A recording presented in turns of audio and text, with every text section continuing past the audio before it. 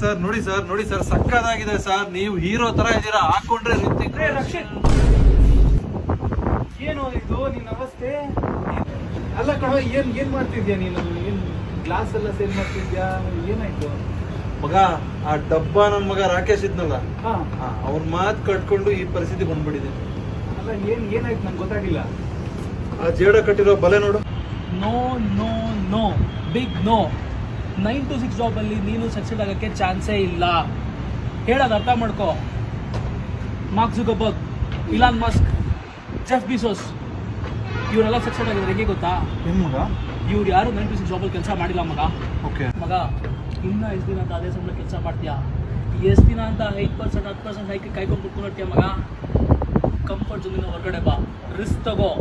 ಆ ಪೊಟೆನ್ಷಿಯಲ್ ನಿಂಗಿದೆ ಮಗ. Be your own boss. ಅಣ್ಣ ಹೇಳಿದ್ರೆ ನೆನಪಿದೆ ತಾನೆ?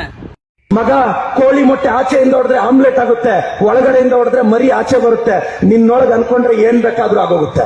ಯೋಚನೆ ಮಾಡಬೇಡ ಮಗ, ಪ್ರಪಂಚ ವಿಶಾಲವಾಗಿದೆ. Sky is the limit. ಇವಾಗಲೇ ಹೋಗಿ ನಿಮ್ಮ ಮ್ಯಾನೇಜರ್ ಎದೆ ಮೇಲೆ ಪೇಪರ್ ಹಾಕು.